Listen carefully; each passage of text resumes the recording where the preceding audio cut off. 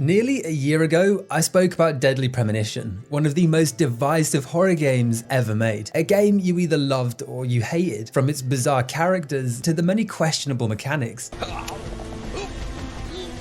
I ended that video with the bold claim that I'd soon cover the sequel, meaning this follow-up has been a long time coming, primarily because I couldn't bring myself to finish the game. It is awful, an inferior game to the first in nearly every aspect, which given the flaws already present is really saying something. Now don't get me wrong, this isn't just gonna be an hour-long hate brigade. There are still some bizarre moments that shine through, and the humor, when it gets it right, is just as beautifully unique. Zach, a Deadly Premonition. So, to the best of my ability, I will be towing a middle line. And to be clear, this is coming from someone who adored the first game despite its flaws. I'm not missing the point on what makes these games good. If anything, it's the second game that seems to have missed the mark on what made the first game great, and I'll elaborate on all this in the moments to come. So with all these biases and concerns outlined, let's start breaking this mess down. Isn't that right, Zach? The story begins a whole decade after the first game, where a body's just been discovered, frozen in ice and dissected, reminiscent of the artistic murders seen in Mads Mikkelsen's Hannibal series. And yes, I'm using the sequel to recommend that show again. The first 2 seasons were fantastic, please watch it. I love your work. But back to this crime scene, we have no idea who they are, but an FBI investigation is in full swing, and before we get any answers, we hard cut to agents Aaliyah and Simon, ascending a staircase in the Boston area. God damn it. What a way to start the new year. At this rate, I'll be dead by Easter. Simon's your typical goofball, a full-time slacker that talks non-stop about pizza and has no place being an FBI agent. I'd be half naked in Havana right now if you hadn't shown up. Soaking up some rays, surrounded by a harem of bikini queens, A mojito in one hand and a seafood-slathered Havana-style pizza in the other. Does God hate me? Honestly, this man has almost 2 hours worth of pizza-related dialogue in this game. Even the Italian community will find it off-putting. Pizza is not junk. Pizza is a sacred food bestowed upon us by God himself. How can you sit there and eat pizza? And Aaliyah's a ball-busting, by-the-books Clarice clone, southern accent and all, who constantly references Nietzsche. We must act unfaithfully and abandon our ideals again and again. We cannot advance from one period of life into another without causing these pains of treachery. A dynamic duo to rival the best. Entering an apartment, it's filthy, cluttered, and worth around 5.5 million on today's market. But we're here for a purpose, and sat in the living room, we find our target, Special Agent Francis Zach Morgan. You have questions for us. That's why you're here, isn't it? He looks batshit insane. His eyes are bloodshot, he's aged drastically, and his hair, it looks like a Lego piece placed on a bald man's head. Unironically, me every time I finish editing a video. A Southern belle and a lonesome loser who can't catch a break. You'd be the perfect stars for the latest video game. There is a reason for this visage though. Zach has cancer. It's terminal and he doesn't have very long. Another abnormality you'll quickly notice is that Zach constantly speaks to something referred to as his fairy. Isn't that right, my fairy? We have no idea if it's a real entity or a side effect of his excessive Zaza consumption. It's medicinal. Either way, York is in Tommy trouble, which is where the frozen body from earlier comes into play. It belongs to an investigation York undertook years before the first game, back when the frozen body first went missing, and now, all these years later, it's turned up. Do you remember the homicides that took place in Le Carré, Louisiana in 2005? We solved that case. Leading to Agent Aaliyah having suspicions about Zach, whose less than conventional and often mysterious investigation practices have left him looking like suspect number 1, especially in the wake of the Greenvale incident, which left multiple people dead with no real answers, assuming he didn't report that the villain from Azura's Wrath murdered a few people after eating some red seeds. That's the mark of child abuse. This dynamic of suspicion works really well. Seeing York's unexplainable case solving observed from an outside party is a great twist, because we all know from playing as York that almost none of his logic jumps can be explained. FK in the coffee. And through Aaliyah's perspective, we investigate different items spread throughout the room. Do you like fresh vegetable juice? This section and all subsequent ones suffer from the same issue. They all go on for way too long. She's also more of a shrew than she lets on. Agent Jones, that's sexual harassment. We have to interact with every item before the story progresses, which usually results in 15 to 20-minute tangents about the most pointless shit, like milk cartons drying on the side. We're drying them out. We line the milk cartons up to dry them out, so we can turn them into Halloween decorations. Halloween? There are hours and hours worth of conversation during these interviews, and I'd wager that only about 10% of them add any value. Could you tell me what exactly the word sanctuary means to you? Sanctuaries are sanctuaries. Even for people who loved Zack from the first game will find these segments boring. This singular introduction, for example, from pressing start to when we actually take control of York, takes 1 hour and 20 minutes. It's like a Metal Gear Solid introduction without any of the payoff. Clocks are amazing. Prime fruit of the human race's intellect.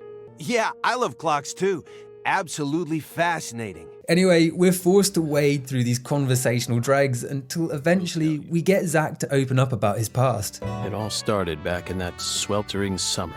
We still had our best friend with us back then. Jumping back in time to 2005, where we find a young Agent York enjoying his breakfast under the blaring Lucare sun. Look at that, Zack. She's welcoming us with open arms. She's even willing to share that tasty morsel with us. What an honor. Also, if for some reason you haven't watched my video on the first game, you might be confused by the difference between Agent York and Agent Zack, who are technically two different people. You see, when Zack was a young whippersnapper, he witnessed a tragedy, his own father capping his mam, then turning the weapon on himself. At times we must purge things from this world because they should not exist. An event so tragic, Zack had to create a separate identity to take over, giving York full control and leaving his real personality, Zack, trapped in the other world. This is what gives York access to both the real world and the nightmarish other world. His soul was trapped between two dimensions. The other me. My other personality. But thankfully, back in 2005, York hasn't had this revelation yet, which means Zack is little more than a twinkle in our eye. Did you hear that, Zack? He's a true professional. This is ideal because their dynamic is the glue that holds this series together. Please don't ask me about Zack, it's a private matter. Anyway, on the balcony of Casa Pineapple, York is mid-chat with David Jawara, the hotel's head chef. Only amateur chefs flap their gums about stuff that ain't food related. A serious man who gives us a rundown on the newly emerging crime. Never thought there'd be a murder out here either. And it was a 16-year-old kid. A young girl's been murdered and hidden beneath a bridge on an altar. She's not your average person either. She's the granddaughter of Lucare's most powerful man, PJ Clarkson, whose family has ruled this town with an iron fist for generations. She's Lise Clarkson, the little grandbaby of the Clarkson family. They're the ones who built up this town, and they still support it. In spite of being on holiday, we decide the local hicks are not up to such a task. The only thing for it is to hijack this case. I'm already looking forward to it. Aren't you, Zack? So we finish our lovely breakfast. That was a fabulous breakfast. You're the world's greatest chef. Wait, mister.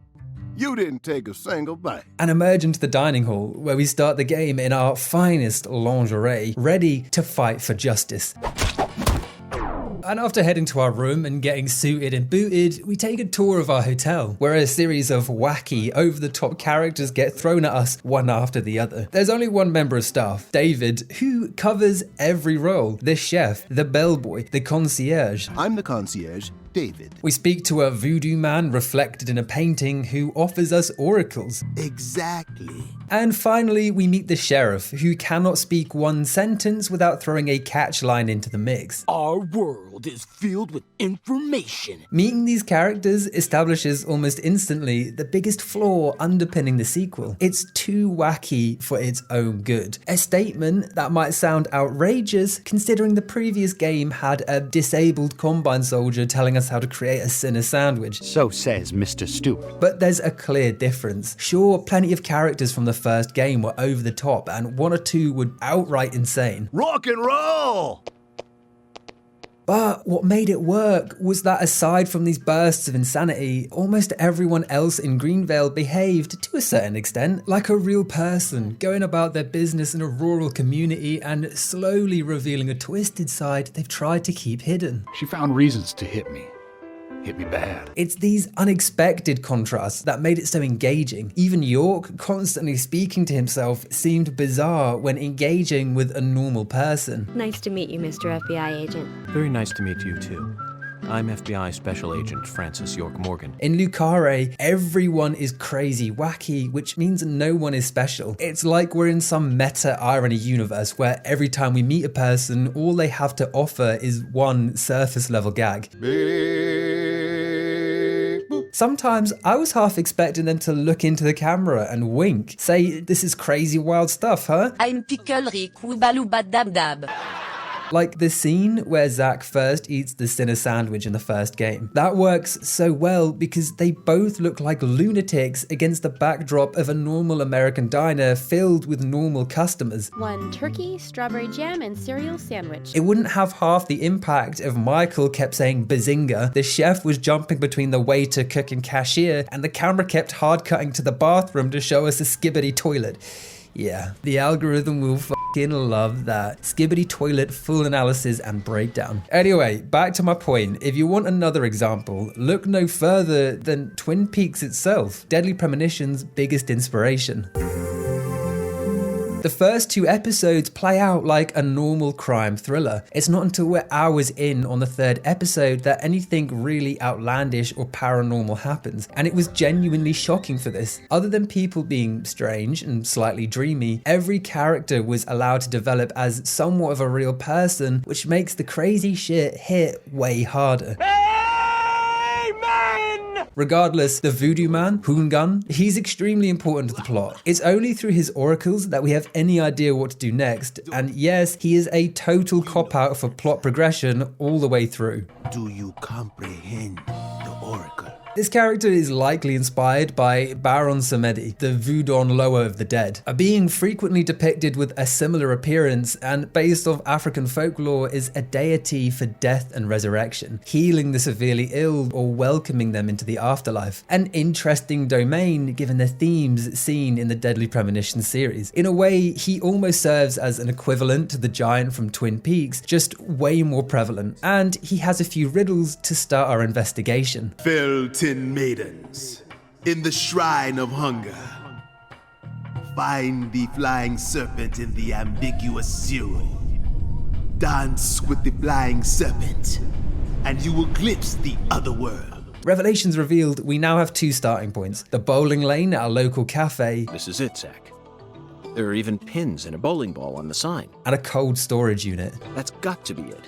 Even with this blazing sun in the sky, they can easily keep the temperature below freezing. Speaking with the sheriff, we learn that this storage unit contains Lisa's frozen body, only because the small town didn't have access to a morgue. Placing her in a meat freezer was their only choice. They put the body in a cold storage warehouse. Taking all this information in, there's only one thing for it. York's trademark dirty little habit. Sorry, boss, but this is a smoke-free hotel. So, if I want to smoke, I should go out the entrance and around to the rear parking lot?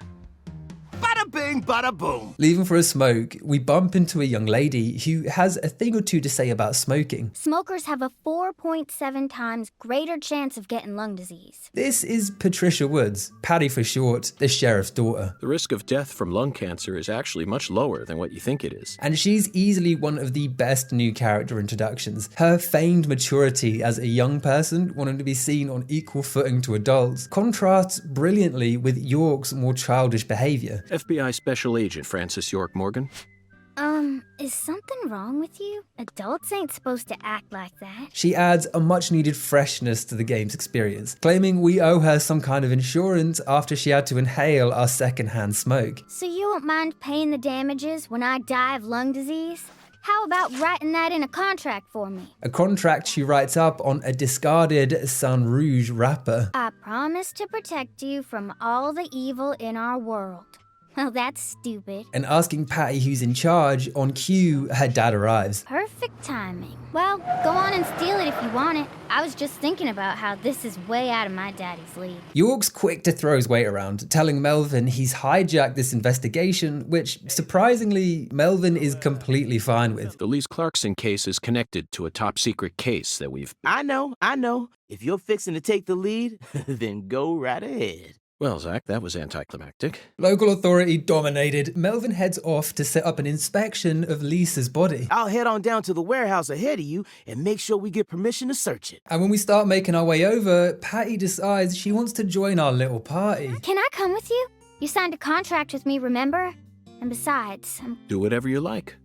This is America, land of the free. So now we have a partner, a real one this time, meaning she'll trail behind us everywhere we go. That is, until we equip our skateboard and she literally disappears from the world before reappearing when we get off. I really thought there was going to be a mid-game twist where she was all in our head, like Zach, but that's not the case. She's a real person, just poorly implemented. Anyway, of the two objectives, investigating the body seems the most important, so we head out, but we're not running there. As I mentioned a moment ago, we've got a new mode of transportation, a mother flipping skateboard.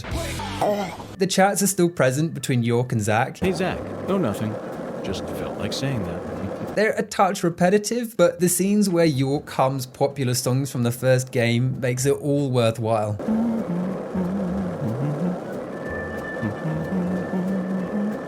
Wind in our hair, frames to our back. What you should notice right away is that this game was hit with the ugly stick. And don't get me wrong, I don't care about having cutting edge graphics. In fact, I wouldn't want them here. That's never been the point of these games. But there's a deeper problem. The style has opted for a more cartoonish finish than its predecessor. A similar route Postal 4's gone for, which is an interesting comparison because they both handle world building the same now as well. Ooh, sorry, I don't play well with others. I understand why a company would go for this style. If it's done right, you can make graphics stretch further and look better for longer. Like Dishonored 2 will be a work of art for years to come. But this style, along with the already far too wacky characters, does more to hurt the theme in my opinion, but that's just personal taste. I get it if someone disagrees. But what no one can disagree with is that the Switch version was genuinely cursed. It was an aliasing nightmare, with the visuals frequently blurring into a mess of lines and pixels that often became nearly indistinguishable. And that doesn't just boil down to a hardware issue when you've got games like Tears of the Kingdom looking beautiful on the Switch. Oh, but pointless. That's a terrible comparison. Zelda has a near infinite budget with a team 50 times greater than the size of Swery's. Yes, that is true. Comparing it to Zelda would be moronic. So let's just compare the game to its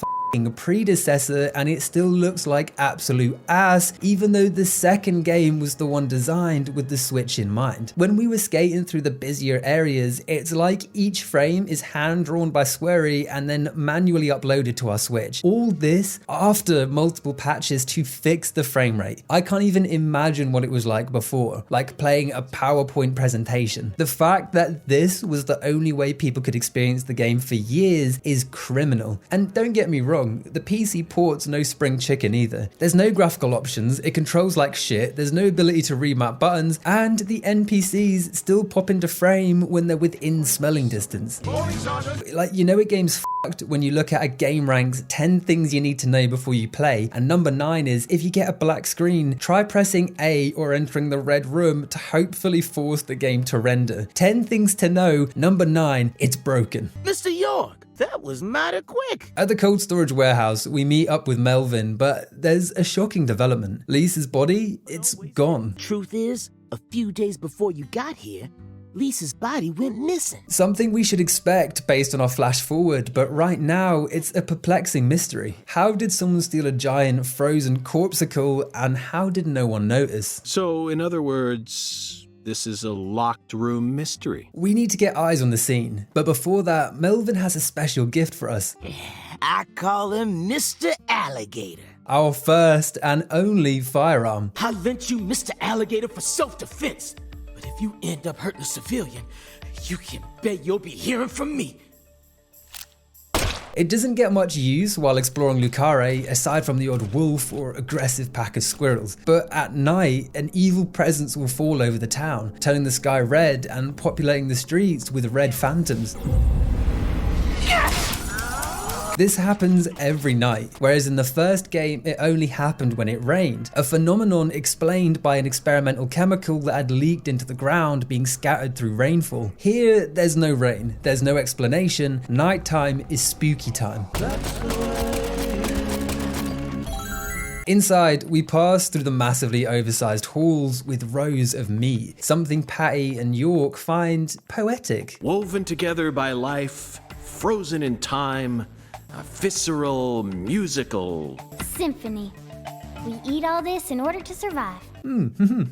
Too true. Poetry aside, we also learn about the relationship between Melvin and Patty, primarily that she's not his biological daughter. My mama had me before she married Daddy. But it don't matter. He's still my real daddy to me. Melvin fell in love with Candy, the most beautiful girl in town, who sadly is sick. Candy's a little sick right now. She can't even leave the house no more.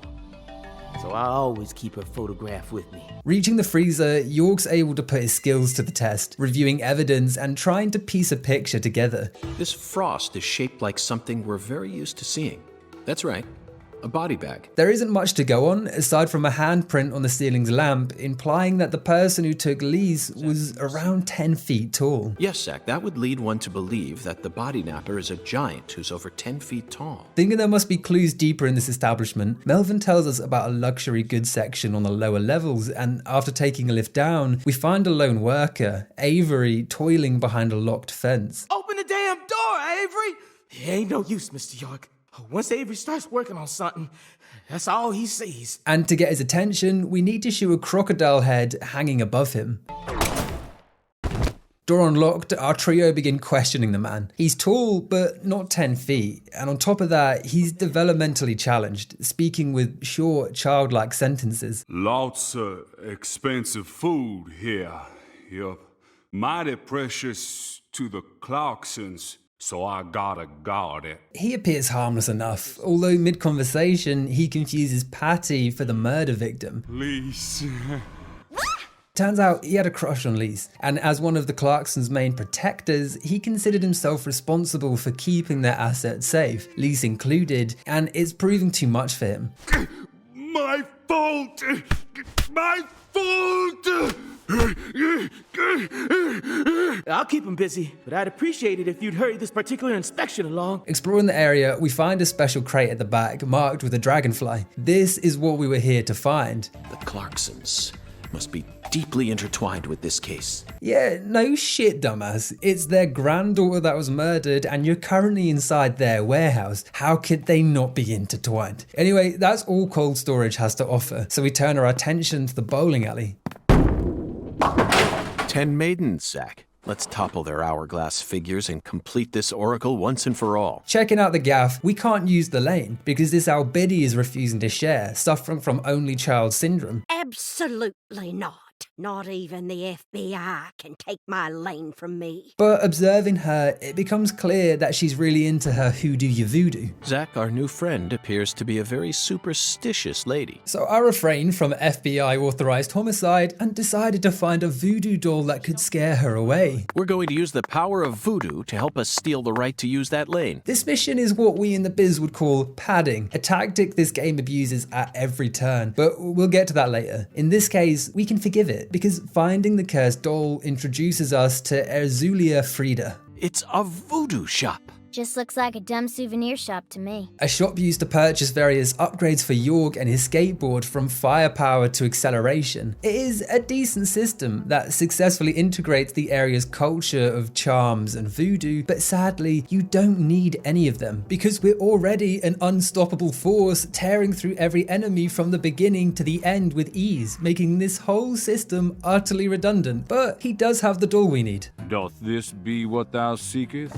I am loath to part with it, but 'twould be a fool's errand to keep it from such a keen-eyed soul. Purchasing the doll, we head over to Mrs. Carpenter's house, place it outside, and return to the bowling lane to find it clear as a crisp spring morning. You really wanted to bowl that bad? They don't have bowling alleys in the city no more? All that's left to do is bowl a perfect strike. You suck at this game! Nice car. Strike achieved, all this running around becomes instantly worth it because after receiving another oracle, we get to hear York impersonate Hungon's accent. At dawn, look straight to the north from where Lisa's body was found. That's something. Zach, let's follow the oracle and head to where Lisa's body was found. Leaving the diner, Melvin hits us up on the radio. There's been another development. Galena, Lisa's mother, she's missing as well, which means 2 Clarksons are now missing in action. Apparently, Lisa's mother's been missing since early this morning. So, in the search for answers, we finally check out the crime scene, the altar on which Lisa was found. Why did the perpetrator decide to enshrine Lisa's body here? But before doing any real investigating, York decides we should contaminate the area by skipping stones for absolutely no reason. Yeah, this is a fully designed minigame you can partake in at any point, and if you ever find yourself passing time by skipping stones in Deadly Premonition 2, please reach out to someone. Hit me up on Twitter. You are loved, you have value.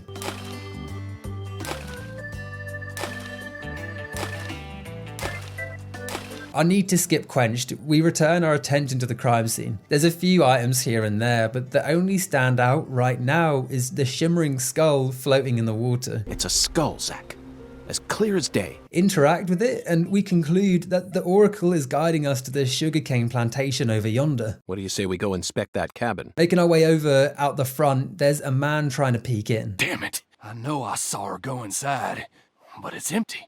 The hell's going on here? This is Daniel Clarkson, Galena's husband, a standoffish arsehole who doesn't care for big city folk. You better watch your mouth or I'm liable to whoop your goddamn ass. He's looking for Galena as well, claiming he might have seen her enter the building a moment ago. And after making it look like we'd undiced the girl up... Danny, listen to me.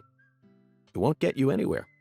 No matter how hard you search, you'll never find them. We send him and his little mullet shuffling on their way. If you think you can mess with the Clarksons, you got another thing coming. This case may require more work than we think. Stepping into the plantation, the place is run down, furniture is tossed over, and at the back, there's a glowing portal. This is how we access the other world. You know, for some reason, I'm getting butterflies. It's time we went and saw this other world for ourselves. The first game ended without really explaining what the other world was, but from what we can gather, it's a type of alternative realm, one that borders on our reality and is home to countless horrors and sentient evils, a space that portrays the most corrupt version of the locations or people it inhabits. Through special red seeds, the barriers between worlds can break down, allowing its evil to seep through, and given enough time, transform an individual into grotesque beasts. Oh my, you're making me cry. Here, it presents itself as a collection of hallways, covered in a red hue with branches growing and twisting over every surface. Zach, the countryside is always so entertaining. It has far more stimuli to offer than the big city. This also explains why York was completely unfazed the first time he entered the other world in the first game. There's definitely something in this town. While at the time it was maybe an oversight, in the prequel we get to watch York discover this twisted dimension for the first time. Walking through the hellscape, we quickly stumble across our first enemy, the Capitanos.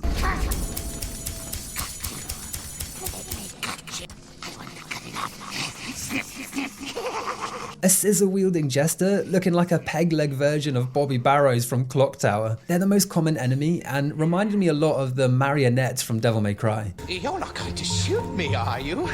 If you do, I'll die. You know? Their design is heavily inspired by the Italian Harlequin aesthetic. No, not that Harlequin, this Harlequin, you uncultured swine. The monsters' names are also borrowed from an artsy background, in this case the Commedia dell'arte, or the comedy of the profession, a collection of slapstick tales mixed with various tragedies of love, betrayal and greed, something that holds a nice parallel to the tales of Deadly Premonition, stupidity mixed with the macabre.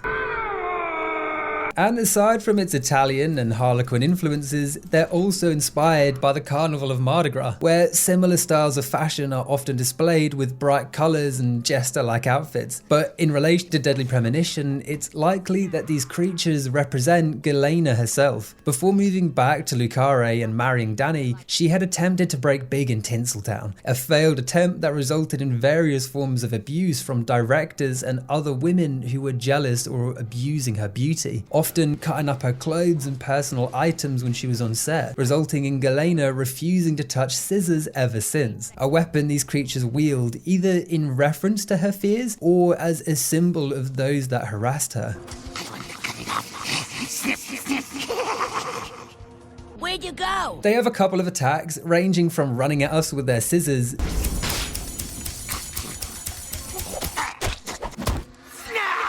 to an air dive that slams down and potentially stuns us. They also shout snap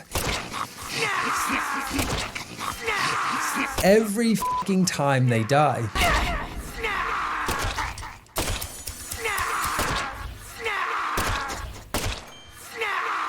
Also, our arms are gun now, as York said, much like the movie Videodrome. What the? Zach, I don't even need to say it, do I? This is right out of that movie. Videodrome. A 1983 cult classic body horror starring James Wood and directed by David Cronenberg. It was ahead of its time, releasing as an utter flop financially because audiences just didn't know what the hell to make of it. The movie follows a sleazy broadcasting CEO whose channel specializes in sensational content, the 18+ stuff most other channels wouldn't touch. And one day, while illegally accessing a foreign channel, he stumbles across a stream depicting what he believes to be real snuff footage. Instead of being repulsed, he sees money, thinking that this could be the future of underground television. But as he tries to track down the source, he finds himself embroiled in a violent science fiction conspiracy known as Videodrome. A brutal trajectory that's ultimately portrayed with Max's pistol merging with his hand, forming one unremovable fleshy weapon, symbolic of his inability to hide from violence. He was, in the end, little more than a weapon used to carry out the will of those in control. She died on Videodrome. Of course, this isn't exactly what happens here. I'm not sure if it was an oversight, but instead of the gun merging with his hand, York has a wooden forearm and is pointing his fingers like a gun. That is not at all what happened in Videodrome. Midway through this other world, we emerge into a barn and York senses something. Lise was murdered here. Let's take a closer look and find out exactly what went on. Criminal profiling makes a return, a skill York demonstrated in the first game by gathering pieces of evidence and deducing what happened in the area. In the sequel, this system is expanded with a physical representation of what occurred. We don't just deduce what happened, but rather we get to experience it. I love games. Using this technique, we discovered two very important details. For starters, there was a very tall, fashionable woman stood to the side, watching these horrors unfold. She's clearly more than an innocent spectator. She must be deeply entwined with this case somehow. This is a good lead, but not as big as our second revelation, because we also discover that the murderer was none other than Galena, the victim's own mother. Flashy clothes, beautiful face. This must be Lisa's mother, Galena Clarkson. That's it, Lise. It'll all start from you. Now we know who killed Lise. We just need to know why. So armed with his knowledge, we pass through another series of hallways before entering the final portal, arriving in a large circular area floating in a red expanse with what looks like an embryo growing from a tree. Approaching, we discover it's Galena, or a new version born from the sacrifice of her daughter. I really did it. Completed the first ritual. Now the plan will begin. This sheds some light on the purpose of the killing. It's some twisted ritual of rebirth, one the otherworld uses to transform its host. But Galena's confused, at first gloating about her murder, then when she thinks more about what she's done as a mother, she breaks down, enraged that her daughter was harmed, and not appearing aware that it was her fault. I killed my own baby! Liz! Liz! You son of a bitch! What did you do to my daughter? Spinning over, our first boss battle begins against an unborn child, but a big ugly one, so it's alright, I think. Alright, before the fighting actually begins, York randomly hits us with some pacifist shit. Honestly, I'm not one for violence. But I'm not just going to stand here and die. My brother in Christ, you just murked half the undead population to get here. Where's this holier than thou shit coming from? You're basically Constantine by this point. Aren't you a age. Anyway, the upside of fighting a child? It's easy as piss. I don't know if that's a real saying, but that's what it is. I think the problem is that the game expects you to attack the smaller enemies that spawn around, but why would we when you can essentially skip a stage just by focusing on the boss? That said, I'm not going to roast the bosses too hard because they're not a focal point of Deadly Premonition. According to Swery, he didn't even want combat in the franchise at all, but felt it was necessary to sell the experience, particularly to Western audiences. Defeating the first phase, the ritual concludes, and the embryo gives birth to a new form, a twisted beast born of Galena's ambition and ruthlessness.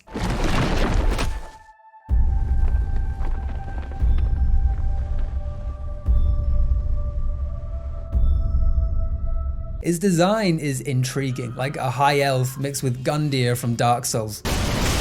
Naturally, they look like they've been pulled from another franchise altogether, but that happened in the first game too, and given this boss battle takes place in a realm between realms, I say go for it, madden that shit up. Gosh, Hollywood would have been all over you, although you probably would have been typecast as a gross monster. The kind that heroes always kill. This beast has a few moves to utilize, from sweeping strikes to teleporting, duplication, and even summoning homing orbs, which they're straight from Devil May Cry, aren't they?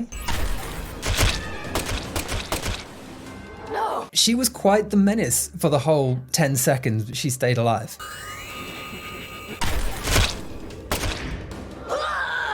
Beating her so hard, she develops a speech impediment.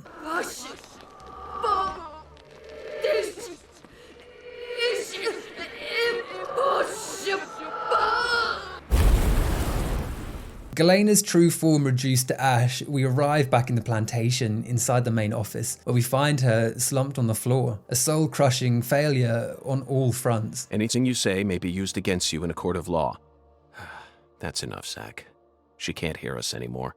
Zach, pardon my language, but this case can go fuck itself. Calling Melvin, we bring Galena to the local jail, and I love that they didn't even bother changing her model for this scene. It is pure laziness. Anyway, we leave Melvin with the daunting task of breaking the news to the Clarksons and head back to our hotel to conclude this chapter. Who's the stylish woman we saw during the profiling? We haven't met her yet, but she's deeply intertwined with this case. Let's wait for the skeletal gentleman to guide us to her with an oracle. Threads tied up, York calls it a night, where the game cuts across town to a dramatic unfolding between Danny and the head of the Clarksons family, PJ. I always thought my legacy would live on for 300 at least. PJ is a larger-than-life character. He's big and he's mean, with a venom snake vibe down to the eye patch and cigar. Kurt Russell would be proud. He must escape the New York. This scene is important for establishing the abusive relationship he has with Danny. Having married into the family, and PJ being a harder-than-steel patriarch, Danny's having a hard time establishing himself. I'm gonna continue what you started, sir, and make the Clarkson family strong again. Wanting to hunt down the truth, he asks for resources, and in response, PJ, he only wants one thing. It's a small thing, really. His entire arm. Then I'll need an arm. Yeah. What? And not just chopped off, but consumed by his pet alligator. Slide it on through that wire there, and it'll take care of it for you. You're joking, right? It's an act of pure dedication, like Altair removing his finger in Assassin's Creed, but on a much larger scale because any bite from an alligator almost guarantees severe infection. At first, Danny's not on board, thinking it's some kind of joke, a fake test of loyalty. Wait, Paul, I get it now. You want me to stick it in and then pull it out at the last minute, right? You want to see if I got guts or not, but there's gonna be another way. But whether he's up to the challenge or not, he doesn't have a choice. Oh, please, sir, don't do this. Just tell me this is a joke, please.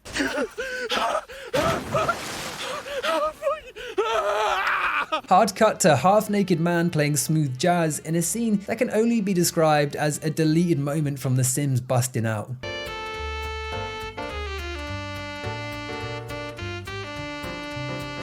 Going from Danny's torture to this, it was a culture shock. But I mean, who doesn't love some smooth jazz to unwind after a gruesome torture?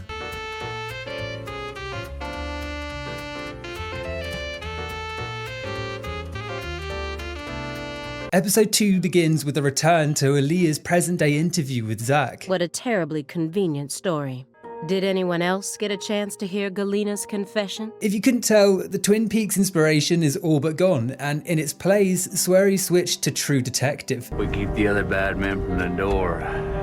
There's the two timelines, a questionable detective character and an investigation into a crime carried out in the South of America. Just want you to stop saying odd shit. In principle, shifting inspiration isn't a bad idea. Having each game focus on a different movie culture and seeing it reproduced through Swery's Eastern interpretation, it's an interesting thought. The only problem is that the Twin Peaks inspiration was one of the biggest pulls for the first game, and it was infinitely more charming than the second. And there's no better example of this than the towns themselves. Greenvale was just as lifeless and questionably designed as Lucare, but the forested countryside of Greenvale lent itself to this feeling of isolation. It made sense for the wet wooded lodges or abandoned factories to be empty, or for the town folk to keep to themselves unless attending town meetings or going to bars in the evening. This sense of emptiness, although mostly not intentional, worked within the themes it was trying to convey. A sleepy, suspicious, small town community. Lucare, on the other hand, it's vibrant, full of NPCs, and doesn't make sense to feel as lifeless as it does. It's roughly based on New Orleans from the South of America, and there was a decent attempt made to integrate its folklore into the world, with voodoo dolls, alligators, and Cajun spice. But the more upbeat, sunny atmosphere doesn't lend itself as well to the depressive, spooky atmosphere this first game cultivated.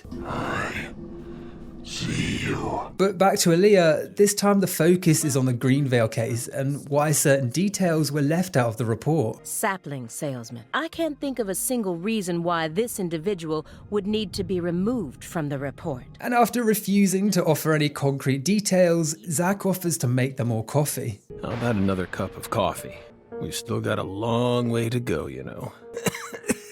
A task he carries out carefully, demonstrating his continued love for the brew. This is friggin' delicious. I thought I was gonna shit myself for a second there. The only interesting part from this scene, aside from Simon randomly getting the shits, is the discovery that Sang Rouge is being developed and circulated again. It's changed shape and its composition is slightly different now, but it's still very much alive. Which means someone's taken up the mantle all these years later. Copies of another drug being circulated isn't exactly a rare case. And on top of that, Patricia, the young girl helping our investigation, she's gone missing. She's gone missing. What? And Aaliyah thinks Zach is to blame. I want to know everything. You tell me the truth. Yes!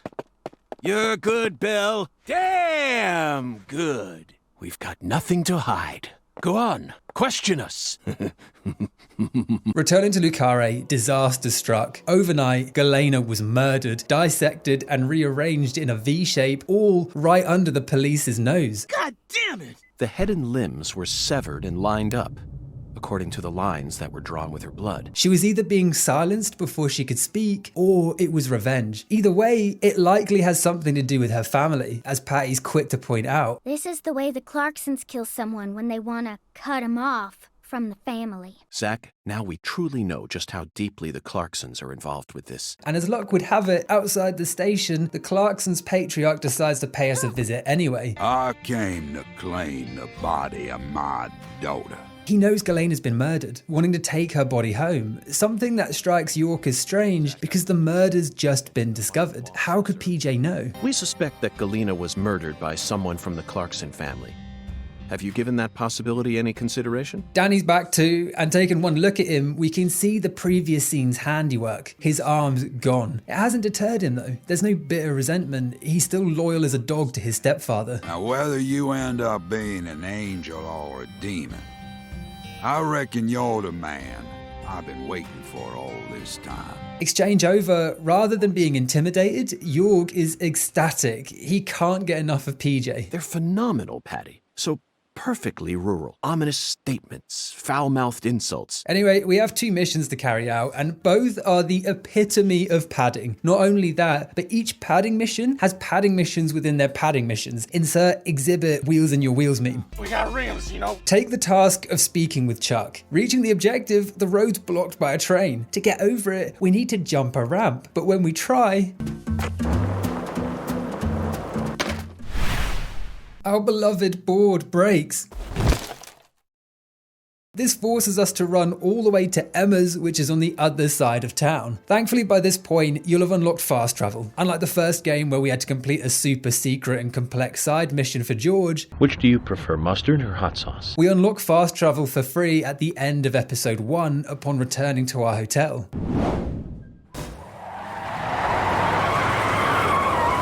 Drifting into our lives with a souped up sports car, Raven offers to take us anywhere we want for a small fee. I drive my customers to wherever they want to go, and once we get there, they pay me. All this as part of a new business idea, an alternative to taxis. I got a feeling that in the future, cell phones are gonna get more advanced.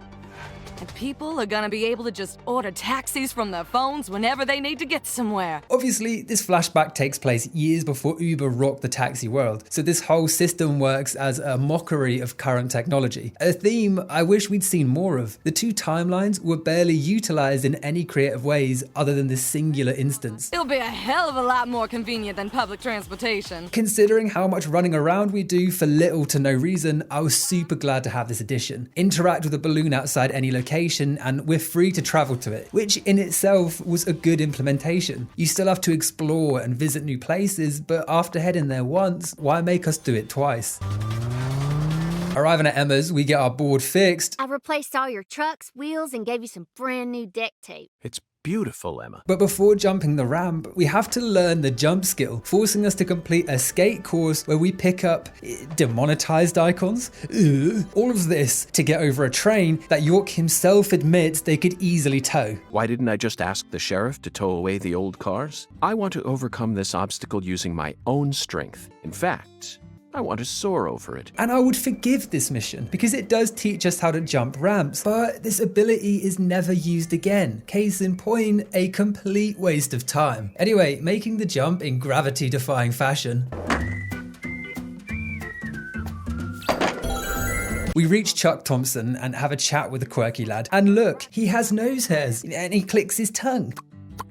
What a layered, unique character. So please, Chuck, tell me, how did you find Lisa's body? Nostradamus here claims that he only found the body because he was chasing poachers away by boat. Assholes think they can just drive right through my turf, right through my dang crawdad farm. So you gave chase, which led you to Lisa's body. Yeah, that's right. After which he claims that the Clarkson family hasn't been the same since PJ's son left. It was a little better when their boy Lenny was still around. Well, ever since he left home, his whole family's gone straight down the shitter. This is a person of interest we haven't heard anything about thus far, and it would seem everyone's being hush-hush about the whole thing. Now I'm done talking, goddammit. Now go on, get the hell out of here. That's all he has to offer though. So now we can focus on the church, where upon arrival, we find the tall woman that witnessed Lisa's murder. Zach, it's her, the stylish woman who watched Lise die. We turn to speak with her, but we're distracted when someone grabs our arm.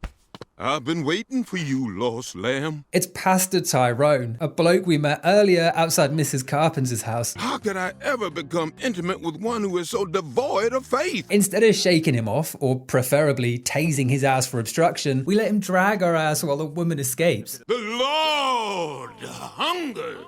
Put up to the wind, we speak to Tyrone and get a quest from God. A fetch quest from God. 1 can of Spam, 1 can of red beans, and 1 can of spinach. These missions see us running around Lucare carrying out a series of viciously unengaging gathering quests. I told you this was gonna be a pain in the butt. We need to buy some spam, and that can be bought from Melvin's one-stop truck shop with ease.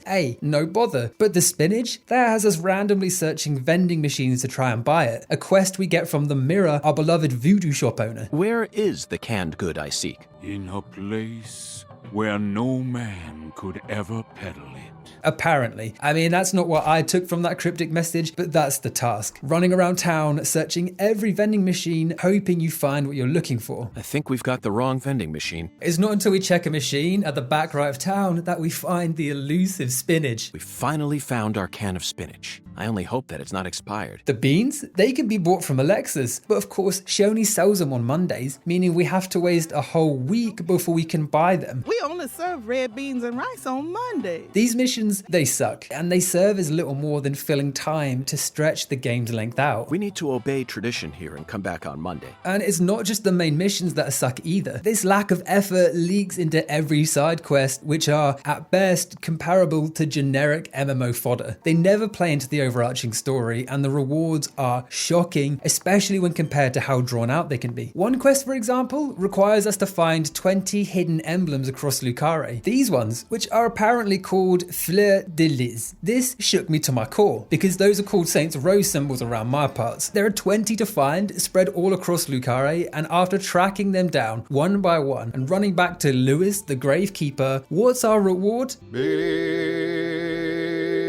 A profound necklace, an item that increases our gun power, but reduces our reload speed by 3, meaning we reload like this.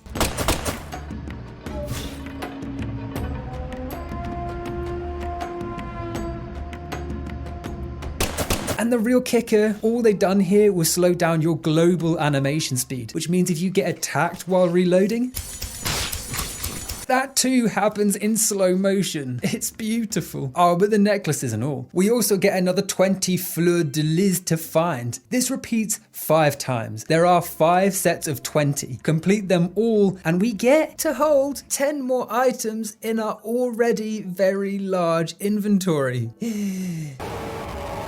As I keep alluding to, this game loves wasting your time. Aside from the bullshit fetch quests, another great example is the first time you try to shower, because throughout this investigation, York will find himself getting smelly, causing people to cover their noses, flies to float around you, and money to be periodically deducted from your account. A smelly boy tax, so to speak. This means at some point, you'll need to head home and shower, only to discover that it's broken. And if you want to fix it, we need to speak to the concierge, who's only around at midday, which means you'll have to wait around for hours to talk to him. Do that, and he'll ask us to turn a valve next to the kitchen. Okay, no worries, we can do that. But it's still not fixed, so we speak to him again, where he claims only the bellboy can fix it, someone that's only around in the evening, which means more money spent waiting around. And after chatting to the bellboy and turning a second valve, it still doesn't work. So as advised by the bellboy, we wait around to talk to the chef. Of course, you can call him at any time to order food, but you can't ask about the valve. No, we have to wait for his time slot in the morning, after which we turn a third valve and finally we're able to shower. A dog shit series of objectives that resulted in me not only losing the thousands I had gathered, but in fact being hundreds in debt, on top of being starving because I had to wait so long with no ability to buy food because I have no money because I was smelly. This game really is just like real life. Bada bing, bada boom. Anyway, rant over. That felt good to get off my chest. At least now we can return to the church and finally wrap things up. What's our reward, Pastor? Our Lord still hungers. 1 anaconda skin, 1 squirrel tail, and 1 pressed white guara. 3 more fetch quests. Are you kidding me? This was the moment I stopped playing Deadly Premonition 2 for nearly a year. I thought it was a joke, that we'd step outside and York would say, screw this, I have better things to do. But no, it's legitimate. Part of me just wants to say to hell with it and go have a smoke. And somehow they managed to make this objective even more bullshit than the first. Like for starters, the game can't even keep track of its own requests because the pastor only asked for 1 of each item. 1 anaconda skin, 1 squirrel tail. But we actually need 6 of each. Whose f***ing job was that? But anyway, first is the squirrel tail, which forces us to skate around town and hope to stumble across an impoverished family of squirrels to savagely murder and skin in the name of our Lord and Savior. There's our squirrel tail. Okay, that's long, but it's not the end of the world. What else is there? Find a pressed white gora. Well, I've never heard of that before, and the objective offers no clue to help our investigation. So you could easily run around for hours speaking to everyone, searching every vending machine, only to hop online, do some light Googling, and discover that the gora can't be found until we've gathered the first 2 items. Why even give us the objective now if it literally cannot be done? But hey, Okay, no worries. The snake skins. Well, I haven't encountered any snakes yet. I guess I'll spend hours running around the park trying to find one. Wrong. What are you, dumb as well as ugly, you little slag? There are no snakes in Lucare. No, we've got to run to a park near the church and use our detective vision to find the skins scattered on the ground. That was intuitive. Don't mind me, I'm just hanging a noose around a branch. Found it, Zach. An anaconda skin. Items gathered, we get a cutscene where York realizes he should speak to the concierge at Casa Pineapple to see if he knows where we can find the flower. Perhaps we better go ask our well-informed concierge for help. And chatting with David, he says, hey, I don't know about that. Maybe the bellboy will know. And after waiting for the bellboy, he says, I don't know, maybe the chef will know. And no, you're not going insane. This is the exact same time-wasting bullshit as the shower-fixing mission. If you want to know about the town, you best ask our concierge. This whole chapter is a disrespectful and unrewarding use of its player's time. Like, even York is aware of how boring and cheap these missions are. Now I get it, Zach. This is nothing but a shameless fetch quest. But being self-aware without adding any other value doesn't actually make it okay. You're still wasting people's time, you're just fully aware of it. Anyway, with everything gathered, including our elusive flower, we can finally return to the church. And don't worry, there isn't another fetch quest. Instead, we get a powerful new artifact, one to reward our suffering, a homemade drum set. Take this, my lambs, and let it serve you. And I'll spoil something for you here, just to emphasize the point. Let me get real close to the mic here. This drum kit does nothing, not once. It's not silly, it's not cute. This game hates you. In fairness, the mission wasn't entirely worthless. Stepping outside, York reveals that he found a note on the floor. By pure chance, Zach and I happened to acquire this. A prescription for the fashionable woman whose name is Helena. Our next stop is that stylish woman's house. Her name is Helena Doman, and apparently she lives in this town. With this slip, we learn two things. First, their home address, and second, that they're on hormone therapy to transition from male to female. Patty, this is a prescription for a female hormone medication. With their address, we have another lead, so we skate over and arriving at the front gate, we find a lavish estate with pillars lining the entrance and that dual chimney burner special. Seems like she ain't home.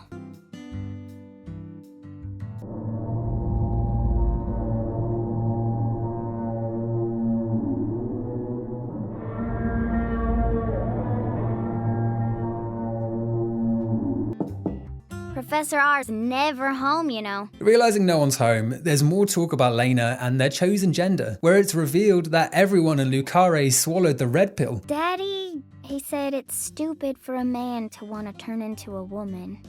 What? The other folks in town said the same thing as Daddy. 12-year-olds worldwide will be calling this town based, something that outrages York, who instantly cancels all of Lucare. Person's birthplace, nature, race, and physical features have no bearing on their value as a human being. We're always free, and we should respect each other just the way we are. So you shouldn't feel a need to hate Lena for no reason, no matter what the people around you say. You can't let them control you. Sometimes things like common sense and decency can end up deeply hurting other people. I sincerely hope you don't forget that. It's a touch on the nose and makes me think there was some overcompensation for Deadly Premonition's slightly less than favourable depiction of transgenders. You filthy pig! Not that having York champion Lena went down well, because after its release, there was anger over some of the game's misgendering and dead naming of Lena throughout, resulting in Swery apologising and patching out some dialogue. But if Lena's committed a crime, that's a different story altogether. Before leaving her estate though, we get a new oracle, one that guides us to a local bar. Let's go to that jazz bar and have a drink while we consider our next plan of action. Heading over to the Owl's Nest, we head inside, and after ordering a drink, we see a sign appear on the TV directing us to the Clarksons' estate. I think someone's trying to send us a very powerful message here. But before hopping on our board, we get a surprise visit from the fashionista herself. Red is the color of life. Fixing us a drink, they're pretty candid about their motivations, laying everything out on the table without much push from York. I experienced far more scorn and discrimination than anyone could ever imagine, especially from my father. This is why Lena's determined to destroy the Clarkson family. She was one of them before leaving after years of abuse. PJ is their father. Lena is the lost son Chuck was talking about earlier. Well, ever since he left home, his whole family's gone straight down the shitter. Plans outlined, all of a sudden things get dizzy. Ugh. Zach. Someday, even your best friend will abandon you. Lena's an expert chemist, and we've fallen into her trap. Zach and I will always be together. Waking up, time is of the essence. We know Lane is about to do something awful, so we rush to the Clarksons to intervene, and this is where not having a car sucks. It's meant to be a dramatic scene of speeding across country to foil whatever evil plan is unfolding, and it doesn't have quite the same impact moving along on our little skateboard. We need to head to the Clarksons at once before it's too late. We can still stop this. Eventually arriving, their home is a sprawling southern-style manor house. It reminded me of the Shady Belle estate from Red Dead Redemption 2, or Calvin's home in Django Unchained. It looks like a slave trader owns it. That's what we're all thinking. That's the type of house it is. I miss you like I misses a rock in my shoe. Entering, there's no interior to explore. We're instantly faced with another portal, and stepping into the other world for a second time, you'll be greatly disappointed to discover it's the exact same. Here are the two side by side, the sugar plantation and the mansion. They are identical despite taking place in completely different locations. In the first game, we would have a chance to explore each area and familiarize ourselves before seeing it twist into its evil rendition. I mean, look at Greenvale Hospital. Arriving, we make our way to the morgue, walking through the many hallways and empty rooms with a space that almost appears excessive. But after examining the body and making our way out, we find the hospital transformed. The same halls we just explored have become corrupt and filled with monsters. It's a clever flip. Zach, they're here. If over quirkiness and time wasting were the biggest flaws of the sequel, the other world is the biggest downgrade. Here we go again, Zach. You're as excited as I am, aren't you? Fighting through, a new enemy emerges. Appearing at first as a giant door, it turns to reveal another masquerade-style creature pinned to the structure. This is the Pantalone, another name borrowed from the Commedia dell'arte. It's based on a character known for its exceptional greed and high-ranking status, the name Pantalone even being known as money in the Commedia world. When their backs to us, they're almost bulletproof, taking massively reduced damage, although if you aim just right, their promiscuous little ankles can be shot. They only have one mode of attack, shaking their chains to drop locks that spring into life and chase us down. These have two variations, the first being a spider type that leaves us poisoned, and the other being an explosive tracker. And bearing all this in mind, it's likely this beast represents PJ, a powerful man with lots of money who, in a manner of speaking, holds the keys to every door in Lucare. Not only that, but on his own, he's relatively weak, instead using hired muscle to keep people in line, just like the Pantalone that has to summon locks to handle its dirty work.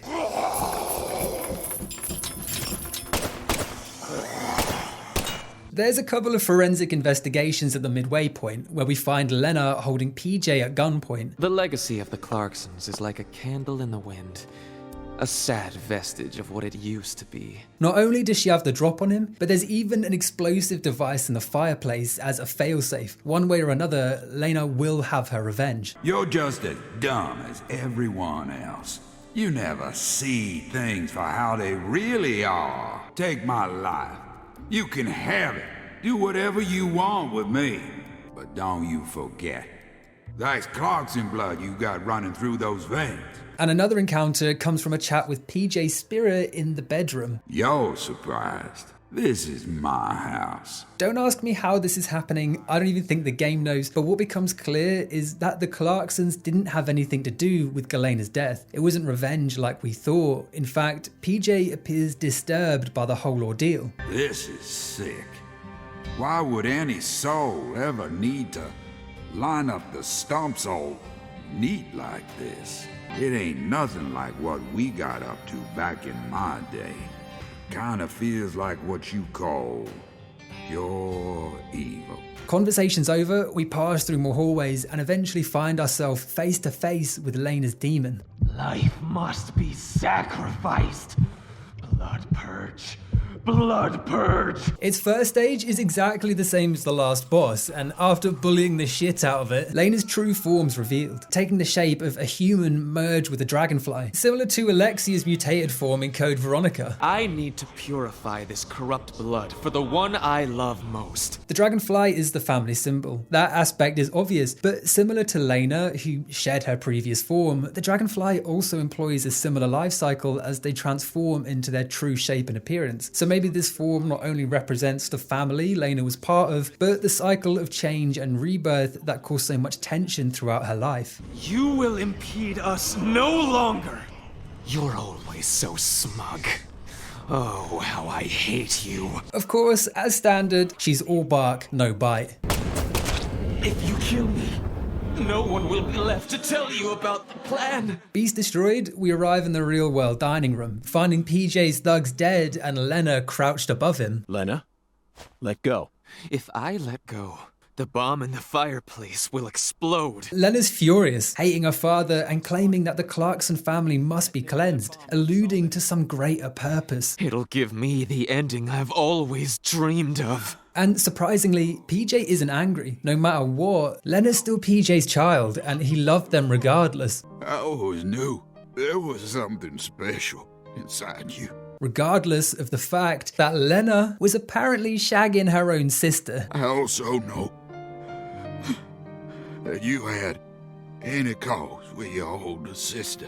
Yeah, I know, whiplash of a reveal. I did not see that coming. Bro dropped a Game of Thrones twist like it was nobody's business. But this level of empathy appears to shake Lena. For a moment, it seems as if they could begin resolving their hatred to prevent any more tragedy befalling the family. But her hatred ran too deep. Loved you. From the bottom of my... I said shut up. No, stop! Patricia Clarkson. Detonating the bomb, the two are obliterated, with viscera dripping from every surface and both their heads being mounted on the chandelier in almost comical fashion. A sight that causes Danny to completely break down. Oh,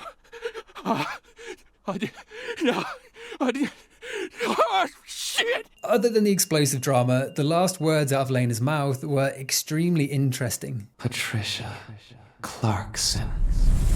She says Patty's name, but not Patricia Woods. She calls her a Clarkson, something York chooses to completely ignore despite the very obvious implications, and on cue, she calls us over the radio. Agent York? Where's Melvin? He won't answer me, and he ain't at the sheriff's office either. You think he got caught up in some kind of trouble? Melvin's missing, meaning this case just went from 0 to 100 in the space of 5 minutes. Patty, I need someone at the Clarkson's house ASAP. And you should also call an ambulance, just in case. At the police station, we meet Patty and try our best to reassure her, claiming we'll do everything in our power to find Melvin, and even inviting her to stay in our hotel room in the meantime. How about staying with me in my room until we find them? And why would you at 30 think it would be okay to hang out with a 13-year-old girl home alone? As always, we need to arrange the day's evidence, so we head to Castle Pineapple, and after checking on an exhausted Patty... I feel like this case is heading in a direction that will be extremely unpleasant for her. I've never felt anything like this. We reflect on the Lena situation. Lena had intercourse with her older sister. This means there's still one more person out there who inherited PJ's blood. Chapter complete, there's another jazz interlude, followed by a short clip out on the bayous. Zooming into a boat, we discover a large, immobile woman crying like a baby. Could this be the goddess of fertility, the person Lena constantly referenced? Or just maybe this is the sick wife Melvin told us about? The only thing we can assert with confidence is that this whole episode was ultimately York running around doing a whole lot of nothing. This is nothing but a shameless fetch quest. Starting episode 3 in the other world, through Zach's perspective, we see a crib and hear a baby crying out. Someone, stop that noise. Crawling forward and looking inside, it's filled with bubbling blood, and leaning closer, it splashes in Zach's face, causing him to splutter in animalistic fashion as this substance reverts him to a more primitive form, with sickly pale skin and prominent dark veins covering his face. Returning to Aaliyah's interrogation, after some back and forth over why she started this investigation in the first place, it was an anonymous tip. Did we hit the nail on the head, Belle? York stands up to search for some paper to write on, loses his balance and falls to the ground, knocking his coffee cup in the process. this a sign? A spill that forms a dragonfly and a large footprint. A subtle sign that causes Zack to have a revelation. The red soul has the power to amplify the unique characteristics we all possess. But instead of sharing this revelation with the group, he requests some help to the toilet so he can take his medication. Sure. It's in the bathroom, right? En route, Zack apparently gets lightheaded and he takes a nap in a bed conveniently set up in the bathtub. It happened to have a blanket and a pillow in it. What? But why? A bizarre arrangement that piques Aaliyah's curiosity, because if Zack is sleeping in the tub, what's his bedroom being used for? Entering, it's a shrine to the Lucare case. There's a board filled with all the details, and more disturbingly, a series of mannequins are arranged to represent Lise and Galena. Where's Patricia? It's a sight that disturbs Aaliyah, and turning around, Zack is waiting, looking deranged before a dip to black. Returning to 2005, Aaliyah's fate's unknown, but for now, we're back investigating the crime scene where Lise was found. Zack, this is the point where it all collapses. By this act, it feels like everything was falling apart. Not for York in his investigation, but for Swery and the game's direction. It's like they had no idea where to bring the case, so we just return to the same crime scene and invent a new hypothesis. These red seeds keep sticking out to me. But we need to figure out what's going on with this altar before we focus on anything else. There are a few key discoveries though, most notable of which is the cut grass and position of the altar to the river. Everything was planned so meticulously, as if she wanted to show this altar to someone. We know it means something, but it's not until Chuck pulls up to roast us that we realize what that is. Exactly how stupid are you, FBI? Every feller in town already knows that Professor Orr's the one behind all this shit. Hey Chuck, can you see the altar from there? I'd see the whole damn thing. This location was selected for one reason, to allow the body to be viewed from a boat on the water. And while that doesn't mean much to York, we know from the end of the previous chapter that a large immobile woman is residing in a raft. It was built here so that the ritual could be watched from a boat in the bayou. Mulling this over, before we demonstrate a second's worth of autonomy, we hear Hoongon's little giggle from the water. What, did you think York would do any actual detective work? Hell no, this is an on-the-rails investigation, time for another oracle. The giant lady's finger points down toward your goal, the entrance to the forbidden. Lady's fingers means a knout to us, so we can either check out the town's main water supply or go look at some trees. The only 17 comrades that would have been around back then are the 300-year-old oak trees along this road. And while both are almost too enticing, I decided to start with the water tower. Agent York, look! I think we can climb up from there. Let's go. Looking over the vistas of Lucare, York takes a moment to check in with Patty to see how she's coping with her father's disappearance. You're more of an adult than anyone else in this town, I guarantee it. But that doesn't mean you have to suffer through everything without ever saying a word about it. York's concern and empathy here makes complete sense. He knows all about childhood trauma. That's the reason he exists. So naturally, he wants to protect Patty, to shield her from the horrors he experienced as a child. Remember that, okay? Heart to heart over, we notice that the water level in the tank is running low. Zack, it looks like the holy Allah hasn't been sucking up water properly. So on the assumption that fixing it's part of the oracle, we skate over to the water reservoir and find the pump controls. The water level's higher than I expected. There's only one path to reach it, but when we head to cross, gators attack. They're grossly oversized and charge right at us off the rip, resulting in a battle for the ages. After cruising past, at the end, a tense cutscene plays that in no way represents how chill York is. Open the door, Patty! Shooting out a croc's eye, in the last second, we dive into the control center as the injured predator slinks away.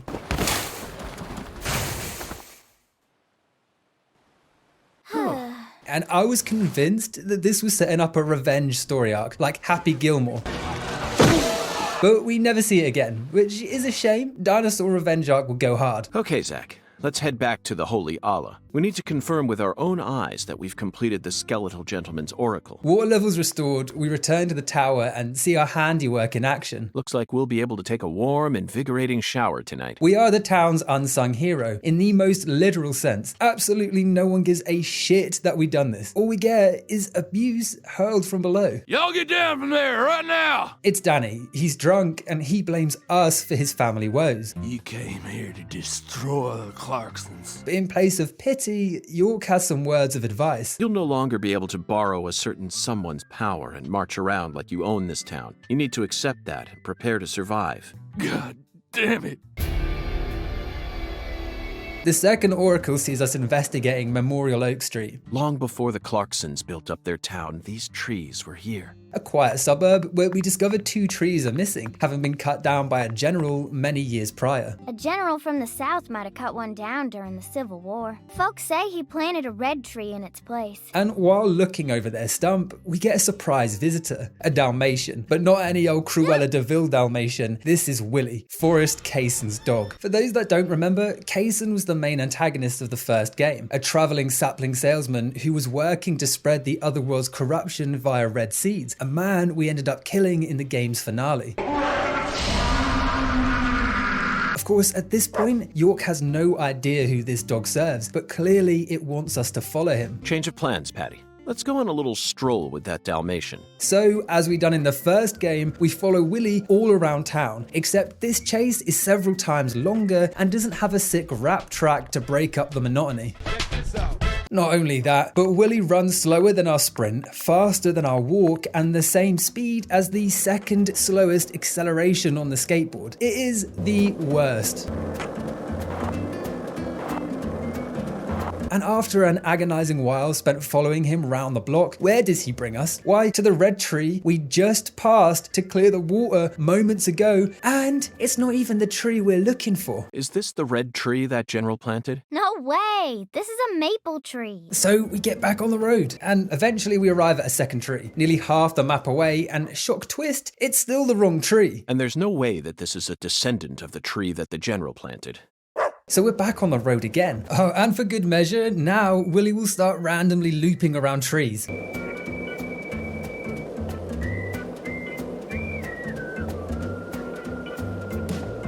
And randomly dipping into gardens to have a little stroll.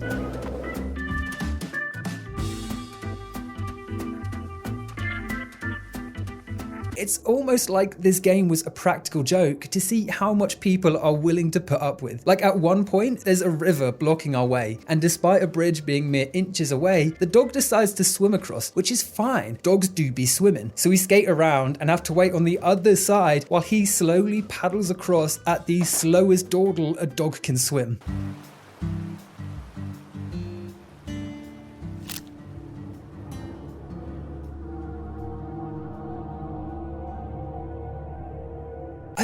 I can't understand why you would purposefully make a mission this unenjoyable. They literally took a mission that already existed and said, how do we make this as boring, drawn out, and frustrating as possible? And they called it a day. What point does that serve? And this isn't an issue of patience, it's just terrible game design. Trust me, I'm a patient guy. I completed Kojima's patented UPS delivery simulator not once, but twice within 1 year. Not even for a video, just because I found it therapeutic. I have no problem running places. This is just a shit show. Zach, now this is interesting. Anyway, eventually we reach the real red tree. Bit of a tongue twister there. And you fucking guessed it. There's nothing there. It doesn't progress the plot in any way. The dog disappears and there's a moment where Paddy wants to touch the tree, but that's it. I promise to protect you from all the evil in our world. Do not touch this tree. And you won't believe what happens next. Patricia realizes she knows where the giant finger is. You know that's another name for okra, right? Just follow me. I reckon I know where we're supposed to go. She knew all along, we just never asked her. You never asked? Oh, of course. I forgot that's the way it works. So we start following her halfway around the map yet again. Are you happy? You, the viewer. Dozens of comments every month. Deadly Premonition 2 when? This is why I left it a year. How do I analyze this? What do you want me to break down, aside from my f***ing psyche? After another mind-numbing tour of town, we arrive at Lucare's main bridge, where the final oracle reveals itself in the form of this billboard. This is the giant lady's finger. Okra boy. And just beneath it sits the bridge control room, containing a panel with its electrics rewired to serve a new purpose. But to turn it on, we need a passcode. A password that requires 3 letters? Finally, something to challenge us mentally. We need a 3-letter code with 3 H's marking the first letter, and according to York, it has something to do with the case. So maybe if we refer to our investigation board, he just spoils it. It's got to be C-O-H.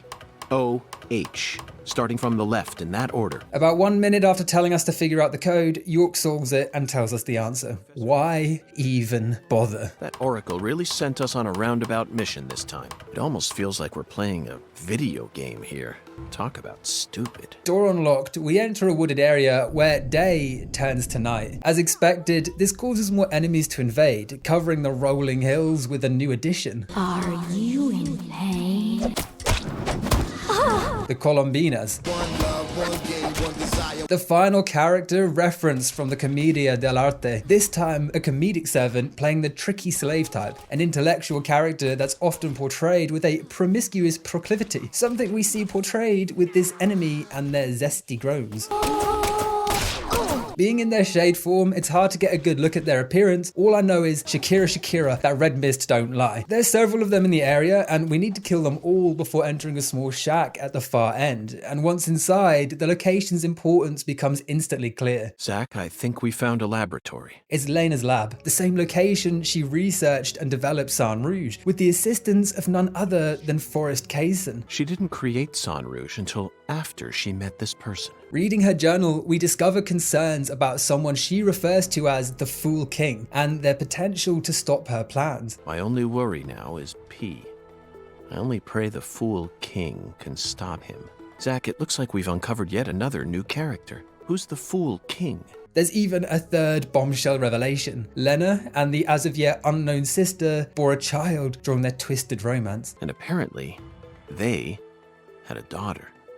The Clarksons' family tree is far more complicated than I could have imagined. You can say that again. Now, what I find annoying is that all these revelations happen so suddenly. They're shoved in right at the end of an episode with no build-up, making it hard to appreciate them. Why not replace all the wasted time with slowly piecing together evidence? Instead, the game moves at a snail's pace, right up until the chapter end, where it rushes through several plot points at breakneck speed, making each revelation cheap and meaningless. Like the constant whiplash at the end of every chapter had me looking like that crash-proof mock-up by the end of the game. It appears that Lena's worried about whether or not the Fool King will be able to stop our investigation and successfully murder this P character. Standing over the desk, trying to piece this puzzle together, we're attacked from behind. Oh. Whew. No, don't kill him! Waking up sometime later, Patty's gone and the pennies finally dropped for York. Patty. Now it all makes sense. So with evidence to organise, we return to Casa Pineapple where finally York lays the Clarkson mystery to rest. That's right. Candy had intercourse with Lena. Then she gave birth to a child that we know very well. Patty is the inbred child of Candy and Lena. A disturbing revelation that explains Lena's fixation, but means Melvin is clearly up to no good. It feels like the missing puzzle pieces are all falling into place now. We have no leads to go off though, so all we can do is head to the local cafe and enjoy a nice cup of liquid sunshine. Would it be possible to get an especially pungent cup? And whilst indulging oneself, we're haunted by a vision, a crime underway, with Patty being attacked by Melvin. No, Melvin! No! This causes York to lunge forward, spilling his coffee over the table. A stain that in no subtle way points to where we need to head next. And thankfully, Alexis is on hand to help. That big billboard on the roof is the Clarksons. See? I bet you'd be able to get a great view of all the boathouses in the swamp from up there. She doesn't know exactly where it is, but apparently we can get a good view from on top cold storage. And heading there, we find Danny waiting by the gate, who bizarrely is a completely different person. I reckon I owe you an apology for how I was acting before. It would seem he's taken our advice on board, shifting in an instant from a spoiled arsehole to Gandhi himself, a true saint. Blaming it all on someone else was the only way I knew how to cope. And after providing the world's cringiest pep talk, you figured out that it was Galena who murdered Lise, and that Galena was being manipulated by Lena. You proved that my treasure wasn't evil after all. It may have cost us a lot of sacrifices, but that still makes you a genius agent. And that's how I know I can trust you. He opens the gate and lets us head up, where we quickly find what we're looking for. But to reach it, we need a boat, which brings us back to Chuck, who has absolutely no intentions of helping us. Guess what? I don't give a shit. That is, until we notice his abnormal stone skipping abilities. Absolutely incredible, fantastic. The answer lies in his physical advantage. See, the key to skipping is how close your arm is to the water when you throw. And taking his advice, we too can skip like a champion, which results in Chuck instantly trusting us and deciding to help out. Okay, maestro, I trust you now. Utterly outstanding character development. I'll take you into the swamp or wherever the hell else you want to go. Hairy Little Nostrils one round. His hovercraft is ours to command. So we start our journey to the boathouse, shooting targets and gators to our heart's content. The area's ecological balance utterly devastated, Chuck drops us as close to the boathouse as possible and bids us au revoir. I do always trust a good skipper from the bottom of my heart. And after turning around, the sky turns red. Zach, a deadly premonition. Ah, the classic catchphrase, just as we saw in the first game. Look, Zach, another deadly premonition. Director's Cut Switch Edition. You know, sometimes I get to thinking, why did I ever decide to work in the justice sector? The following section is a maze of overlapping swampy pathways, a location that would be a nightmare to navigate, but thankfully they mark the exact route to follow on the minimap, allowing us to skip through and ignore everything, aside from the monster floating in the sky. A deadly premonition. Eventually this path breaks into an open space, with the boathouse standing alone against the red backdrop, looking like a Nexpo thumbnail. Ominous appearance aside, Patty is likely in there, so alligator in hand, we enter, stumbling across a ritualistic scene headed by none other than Melvin. You stand before the goddess. Mind your manners. He's donning an all-white robe with a goat-like mask, an animal that, in spite of its delightful temperament, is often associated with the devil and Satan worship. And while that's not exactly what's unfolding here, it adds a cultish undertone alluding to the ritual that's underway. Patty, everything's all right now. Just come over to me. She can't hear you, York. Patricia's already in a trance. Outside voices can't reach her. And there's only one stage left, sacrificing Patty, the last of the Clarkson family line. Not that it matters now, 'cause she's about to die. You think I'd hand you a weapon without any sort of safeguard in it? Gun somehow disabled, York tries to talk some sense into Melvin, appealing to his love for Patty. All you care about is your loving family, remember? Lena was the one I loved. Well, goddamn, another last-minute twist. It was Lena he loved all along. This is why Melvin followed their plan without question. Candy and Patty were just part of a larger, evil objective to birth some new deity. I loved her female form with all my heart. The moment I saw her again, she completely possessed my soul. Grabbing Patricia, Melvin readies the knife, planning to fulfill Lena's last twisted wishes, but in a dramatic turn of events, York flicks his cigarette into Melvin's face. A move so unexpected, so bold, that Melvin forgets his entire face is protected and reels in pain. Patty saved, York wakes her from the trance when the boathouse gets hit by lightning. When the screen returns, the boathouse is on fire, Candy is burning, York is trapped under debris, and Patty rushes to help her mum. Daddy! Mama! With disaster imminent and Melvin's grand plan falling to pieces, Patty approaches her stepfather and makes a surprising offer. I'll die for you! Patricia? If Mama and I die, it'll all end, right? She'll die and end this ritual, giving Melvin what he wants and finally ending this vicious cycle of violence. Please run, Daddy! You're a good man, aren't you? An act of pure, unconditional love that appears to break Melvin's psychotic state of mind. And as a plank falls on the two, he protects her.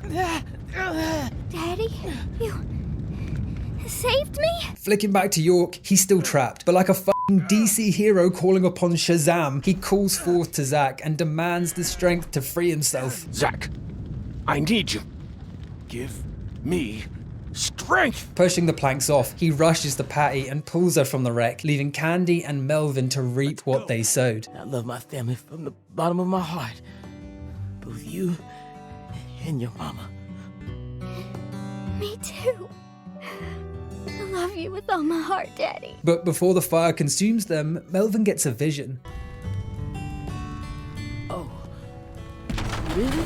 So, it's all okay? The plan hasn't failed after all. It's all playing out exactly how she envisioned. The plan was never to empower Candy or Melvin. It was to cleanse the line for Patty. A potentially touching scene capped off with one last quote from Melvin. The worst father, graced with the sweetest daughter. Life can be a bitch sometimes. But it wasn't all bad. Now, with all this evidence lying around, you might be wondering why the FBI had no idea about Melvin or Candy. Well, don't worry, this game wouldn't leave any loose ends lying around, would it? After one final dose of jazz, through a series of slides, the game says, oh yeah, Hurricane Katrina came through and washed the evidence away. She washed all that away. Every last trace. This is how the game justifies York's investigation being halted for over a decade. Sadly, that's also the end of the cultish, ritualistic plotline. The ritual of rebirth is kind of ditched at this point, and it never seemed to really reach its climax. It just kind of fizzled out. Katrina literally washed that plotline away. She washed all that away. The final episode begins with Zack wandering through the other world, where after a short while, he comes face to face with Forrest Kaysen. Kaysen!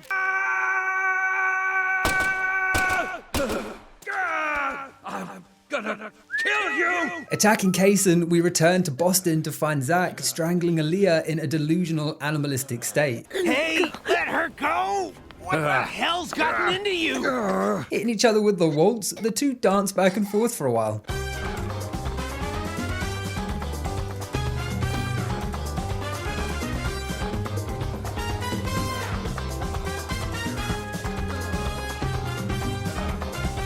Until Simon bonks Zack on the head.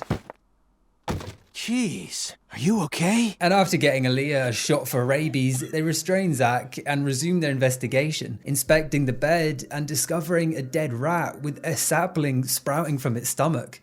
What is this? Which is the same method of killing utilized by Forrest Kaysen. Oh, you gotta be kidding me. Disgust aside, there's another problem. Oh, this is bad. An alert on Simon's phone and an answer as to who kidnapped Patricia. Avery Smith kidnapped Patricia Clarkson and escaped. It was Avery. He's taken Patty and he's on the run. Avery Smith? Why would he kidnap Patricia? Something Simon only knew because Zack told him. Why would you trust him? I don't. I just decided it was worth investigating, that's all. After arguing over Simon's sneaky behavior, they focus attention on where Avery might have fled when Zack wakes up and chimes in. I know how to find him. I should be able to see the other world the way I am now. His connection to the other world was lost when York left him. Since then, without his borderline paranormal abilities, he's been unable to solve any cases. But now, being so close to death, the barriers are breaking down. He can see the other side again, a power he wants to utilize to help find Patty. Through allowing the cancer cells to ravage my body, I regained the power to travel to the other side. It's not until Zack tells Simon to check a nearby bin that we finally win him over. Look inside that trash can. Ask Aaliyah Davis. Ask her about the name of the person who tipped her off. You're from Chicago, and you love pizza, right? Especially deep dish pizza, smothered in cheese. Pizza will never betray you. Big twist, it was Zack that gave Aaliyah the tip-off, kickstarting this whole investigation. It was all in La Pizza the whole time. How could you have known that I would come here with her? I didn't. Obviously, this reveal makes no sense at all and has a bunch of plot holes, but why even try and make sense of it when through Zack's own admission, the plan only worked by pure luck? I just bet on you. And while they're distracted, with the fairy's assistance, York escapes and pins down Aaliyah, not to hurt her, just to plead his case. Just trust in the pizza. I'm the anonymous tipper.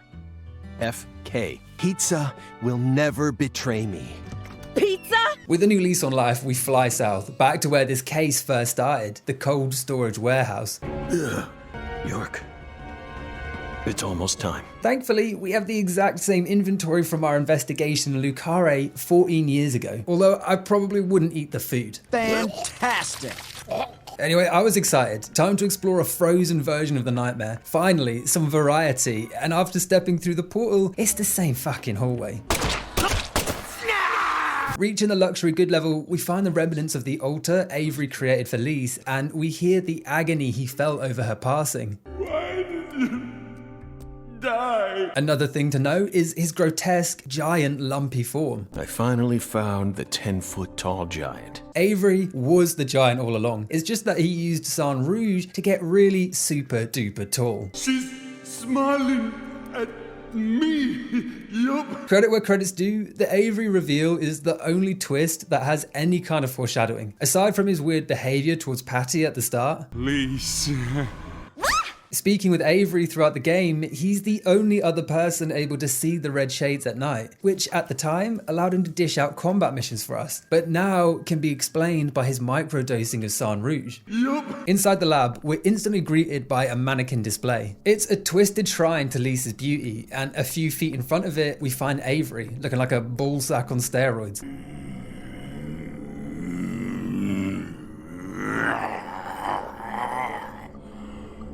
It's not too late for you, Avery. Turn yourself in. It's not too late. Zach, mate, you're talking to a monster right now. That dude's a Resident Evil villain. I think it might be too late. No one used me! As you'd expect, he's not backing down, smashing into a tank of Sang Rouge and getting that Bane strength. No one cared who I was. Slowly stepping towards us, the final battle begins. And aside from his shoulder charges and jump attacks, Crush your bones! the lad's embarrassing himself. At least the other bosses had an excuse. They were embryos. This guy is built like a berserker. You'd expect a little more razzmatazz. What happened? Severely wounded, Avery runs away, opening a large door and revealing a matured Patty, chained and unconscious. Patricia. Falling to his knees, Avery chants, almost prayer-like, an act of subjugation that allows the red seed to consume and rebirth him into his final twisted form. A giant Boy Scout? I mean, look, I can make a few cheap jokes about this transition, but there is a clear point to it. In his stunted mental state, this is how he views himself. In his true form, we see the childlike mind he resides in. Yup. It does make sense, but I'll be damned if it's not corny. Opening fire, our attacks do little more than irritate the giant. The only way to hurt Peppy Longstockings is to attack the Walkman when his hands aren't covering it. And no, you can't just shoot the inches of space around his hand. The whole darn thing has to go. Stop it! Once Avery's finally dealt with, he climbs towards Patty, wanting to look over his obsession one last time before turning to dust. All that's left to do is free Patty, but before we get her unchained... Patricia, you've become such a beautiful young woman. Our sickness gets the better of us. Coughing, we fall to our knees, spluttering blood all over the floor, a weakened state that allows the other world to twist our reality. You should have just let me die, just like you did with all the others. You let them all die. This scene is probably one of the best in the game. Consumed by the loss of Emily, the kidnapping of Patty, and the loss of York, Zack finds himself at rock bottom, utterly broken, unable to fight anymore. I lived on to accomplish nothing. Please, take me to the other side. But someone's waiting in the wings, ready to embrace him, to take the pain away. York? No, It's me, Zach. Come on. Give me your hand, old buddy.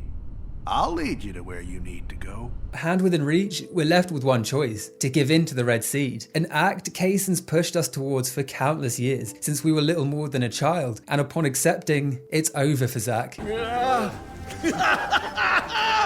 The Red Seed finally wins, transforming him into a giant tree-like beast. This occurrence is exactly what Aaliyah's been warning us about from the very start. When you gaze long enough into the void gazes into you. And after having tracked us down, she's ready to put a stop to it. Is that you, Morgan? Francis Zach Morgan. Your story, your reasoning. I accept most of it. So just put your hands down and give it up. I'll take it from here. Yeah. Looking through Zach's eyes, we see the room masked in a red haze. There's a timer counting down and dozens of items we can interact with, all of which do nothing but waste time. And if the clock runs out, we go full nut job and murder Aaliyah.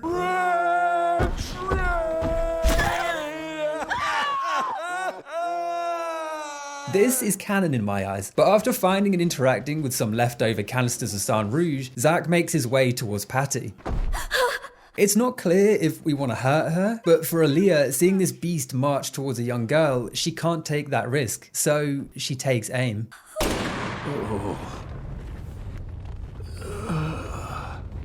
Falling to the ground, Patty somehow breaks free and runs over to Zach, barely recognizing him after all this time, but still caring for him nonetheless. Did you change your hair color?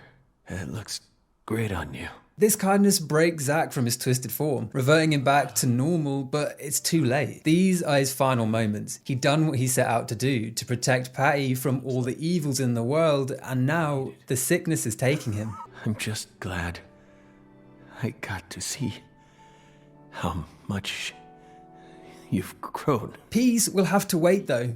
Morgan!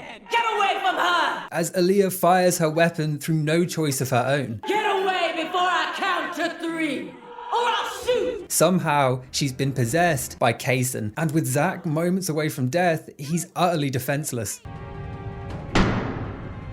But there's one last surprise waiting for us.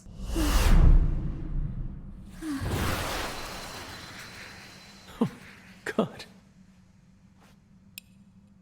You've become quite the crybaby since I last saw you, Zach. York, unchanged after all these years, here to fight where Zach is too weak. Also, in a nice touch, Patty has no idea who York is. Who are you? Because as we learned at the end of the first game, Zach never looked like York. It was a mental projection. Zach always had a more prominent scar and white hair, so this man was a stranger to her. We're your old friends, Patty.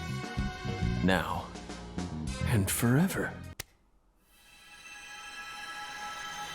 With the two merging one last time, a bizarre scene follows where Aaliyah will shoot at us while Kaysen flaps around the room like a trailer park Tinkerbell. Aim carefully, sister. Freeze! We need to avoid shooting Aaliyah and hit Kaysen when he's not hiding behind her, a delicate balancing act because Aaliyah doesn't have much health. Patricia Clarkson, I'm here to save you. Damage Kaysen enough, Aaliyah charges up a powerful shot and releases it, something we deflect using our contract of protection, a parry that finally puts an end to Forrest Kaysen.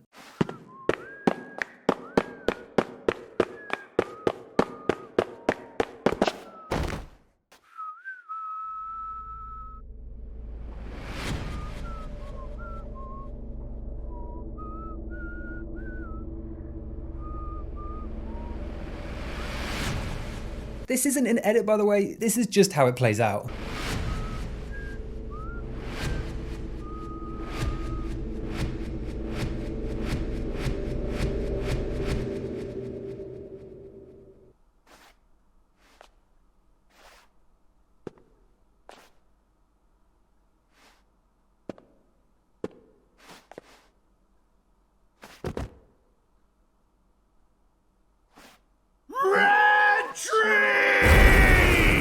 Arch Nemesis finally defeated, we're treated to one last scene between York, Patty, and a dying Zach, where Patty pleads for York to save his life, offering to create a new contract of protection in exchange for curing him. York, please! Save Zach! I know you can him! You can only break the rules once. So, through the magic of friendship, the trio are transported to a pleasant forest, where Zack is cured. But before York leaves, he has a few parting words. This is our final farewell. Thank you so much for all you've done. Over all those years, you never forgot about me, did you? It's been so long since we've seen each other, but I know you always kept me in your heart. That's what kept me alive. I owe it all to you, Zack. Thank you. This farewell is often interpreted as a goodbye or thank you from Swery directly to his fans, and I like to think of it like that. Thank you for the support, and thank you for loving the first game in spite of its flaws. And damn, it's almost cute enough to make you forgive everything leading to this moment. Almost. Goodbye. Having saved the day and provided Zack with a second chance at life, the game ends with one last scene. Much blood was shed, and many precious lives were lost. The burial of Lise, along with the conclusion to the many different plot lines the game never managed to wrap up. The sum of which is Aaliyah progressing her career and taking over the San Rouge case. Aaliyah Davis's assistance in solving the case was officially acknowledged, and she was transferred to the DC HQ. She was officially allowed to join the San Rouge Investigative Task Force. Simon, doing literally nothing with his miserable pizza-loving life. He was given a brand new computer and put back on data analysis, but never worked another big case. Instead, he spends most of his time at the office doing Sudoku. And the town of Lucare finally beginning to heal. After a very long time, life is finally starting to return to Lucare.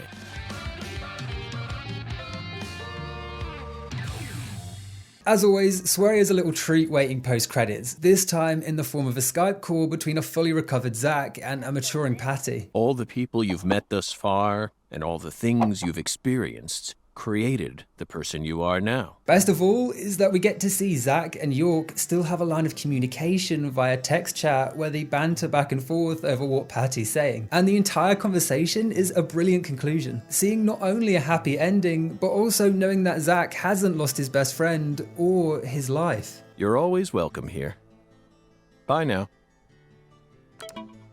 Feels like today is going to be another wonderful day. Isn't that right, Emily?